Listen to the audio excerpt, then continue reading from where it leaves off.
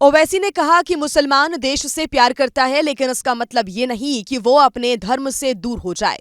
मुसलमानों ने हमेशा भारत की तरक्की में योगदान दिया है और आगे भी जारी रखेंगे। अगर हम भारत से मोहब्बत करते हैं और यकीनन करते हैं तो इसको अमन का गहवारा बनाएं। हम इस वतन से मोहब्बत करते हैं तो वह वतन से मोहब्बत का तकाजा यह है कि हम अपने ईमान पर कोई कॉम्प्रोमाइज ना करें। हम वतन से मोहब्बत करते हैं तो इस वतन का आइन हमको इस बात की इजाजत देता है कि हम अपनी शरीयत पर चलें।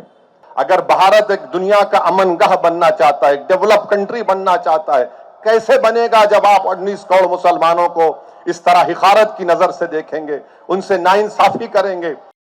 ओवैसी देश के साथ मुसलमानों की वफादारी के सवाल पर भी बोले। टेरर मॉड्यूल को लेकर मंच से उन्होंने कहा कि जो लोग मदरसे का एक कमरा नहीं बना सके, वो अमोनियम नाइट्रेट बना रहे हैं। मेरे अजीज दोस्तों और बुजुर्गों, यहाँ पर यह भी कहना जरूरी है कि जब वतन की मोहब्बत की बात हम करते हैं तो जो तालीम इदारे मुसलमानों ने कायम किए, अगर कोई उस तालीम इदारे में बैठकर बम बनाने की साजिश करता है तो हम उसकी भी मजम्मत करते हैं।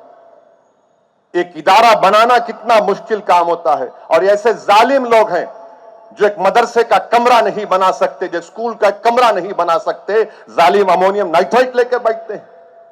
बाबरी विध्वंस की टीस एक बार फिर ओवैसी की जुबान पर चली आई। ओवैसी ने कहा कि तुम एक मस्जिद शहीद करोगे, हम लाखों मस्जिद आबाद करेंगे। मस्जिद का फैसला हमारे खिलाफ आया तो क्या किसी मुसलमान ने कोर्ट में जाकर किसी जज के ऊपर जूता फेंका? जूता फेंकने वाले के बारे में एक लफ्ज नहीं बोला जाता, ना मीडिया में बोला जाता है, क्योंकि वो आला जात से उसका ताल्लुक था। हम अपनी मस्जिदों को बचाएंगे। तुम एक मस्जिद को शहीद करें मगर हम लाखों मस्जिदों को आबाद करेंगे। मौका हैदराबाद में एक राष्ट्रीय संगोष्ठी का था और विषय था भारत के विकास और प्रगति में मुसलमानों के योगदान का। ओवैसी ने कहा कि मुसलमान देश से प्यार करता है, लेकिन इसका मतलब ये नहीं कि वो अपने धर्म से दूर हो जाए। मुसलमानों ने हमेशा भारत की तरक्की में योगदान दिया है और आगे भी जारी रखेंगे। अगर हम भारत से मोहब्बत करते हैं और यकीनन करते हैं तो इसको अमन का गहवारा बनाएं। हम इस वतन से मोहब्बत करते हैं तो वह वतन से मोहब्बत का तकाजा यह है कि हम अपने ईमान पर कोई कॉम्प्रोमाइज ना करें। हम वतन से मोहब्बत करते हैं तो इस वतन का आइन हमको इस बात की इजाजत देता है कि हम अपनी शरीयत पर चलें। अगर भारत एक दुनिया का अमन गह बनना चाहता है, एक डेवलप कंट्री बनना चाहता है, कैसे बनेगा जब आप 19 करोड़ मुसलमानों को इस तरह हिकारत की नजर से देखेंगे, उनसे नाइंसाफी करेंगे।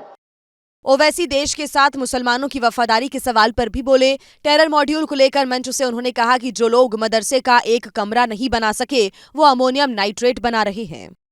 मेरे अजीज दोस्तों और बुजुर्गों, यहाँ पर यह भी कहना जरूरी है कि जब वतन की मोहब्बत की बात हम करते हैं तो जो तालीम इदारे मुसलमानों ने कायम किए, अगर कोई उस तालीम इदारे में बैठकर बम बनाने की साजिश करता है तो हम उसकी भी मजम्मत करते हैं।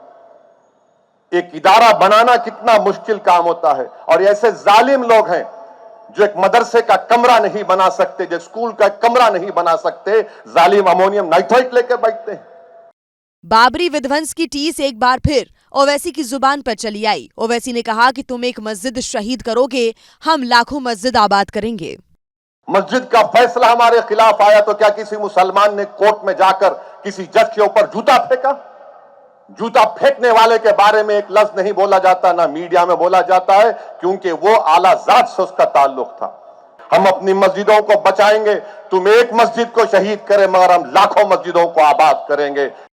मौका हैदराबाद में एक राष्ट्रीय संगोष्ठी का था और विषय था भारत के विकास और प्रगति में मुसलमानों के योगदान का।